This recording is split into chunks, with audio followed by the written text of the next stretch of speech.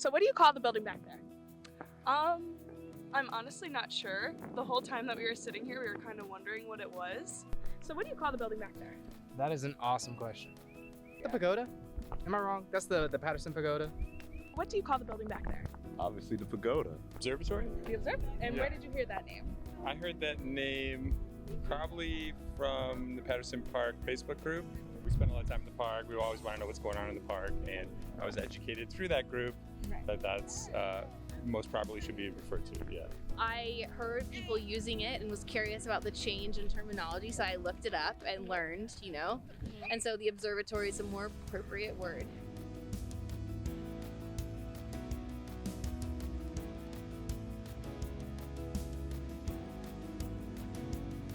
The goal of the Friends of Patterson Park is we partner with Baltimore City Recreation and Parks to add programming and events to the park. We help take care of the park, and we help take care of structures and open things like the observatory to the public. Baltimore Asian Resistance and Solidarity was started in 2015 in response to the Freddie Gray uprisings. We've done everything from direct action, protests and demonstrations, to educational workshops, harm reduction workshops. I became one of the education coordinators for BARS, and sometime later, one of our members, Amy Chung, brought up the topic of the observatory here in Patterson Park. The Friends of Patterson Park, we were alerted to a social media post from a park user who raised the question of this building being called a pagoda.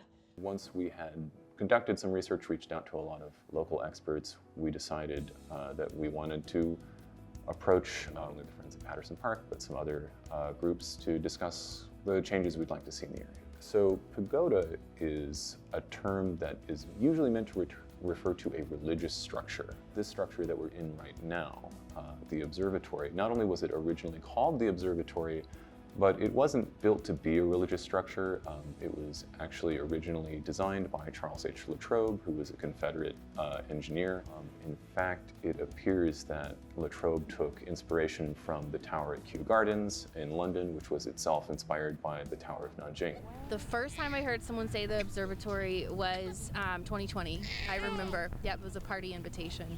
We were gonna have a picnic, and the location was the observatory. And where did you hear that name? On flyers, I feel like, for like events and activities in the park. We realized it has always been called the observatory and that the pagoda name was really a nickname. So that's how we approached this this is a nickname for a building that has become very commonly used, but we have the ability to help people rethink about that. We are so excited to have the opportunity to work with the Mill Agency at Stevenson to really bring a team in. We're a small nonprofit, and we don't always have the time or resources that we need to devote to something that's so important. So we've really only scratched the surface on what we've been able to do, and bringing in a group like this has brought different perspectives, different specialties that really help us get at the issue. It's so multifaceted that it's been great to do that as we've looked at other ways to address this on our own. There is a long and troubled history of borrowing from Asian culture and Asian American culture in ways that excise that culture from its proper context, and in ways that value the experiences of a white mainstream over the experiences of the people who actually are from that culture or part of that culture. We are on the ground in the park. We don't own the building, but we play a role in presenting it to the public. That building has been falsely nicknamed as a pagoda, which is a pagoda is a religious structure. It's actually called the observatory. So we've kind of been coming out and seeing what people call it, and to see if people were educated on that matter at all. Did you know that the building's actually called the observatory, not the pagoda? Oh, surely not. But is that not a pagoda-shaped building? Is that not what that building shape is? So the inspiration definitely came from okay, there. tracking. But a pagoda is a religious building. Yeah, it's true. Which surely it's not. Yeah, it does not serve that purpose. Another thing that I feel like I've heard of here or there, but just I've never taken the time to actually do. So that's cool. I didn't know that. Because we know that we're at the beginning of what's going to be a long process, and changes like this don't happen overnight, and it really takes looking at all the different connections to do that. I want that when we talk about this as one of the primary draws of the park, that we talk about it accurately.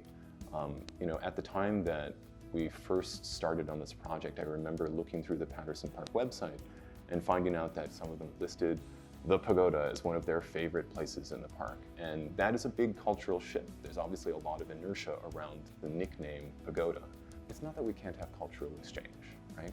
But we should think about who has power in the construction of this building and in the name of this building, and who benefits from it.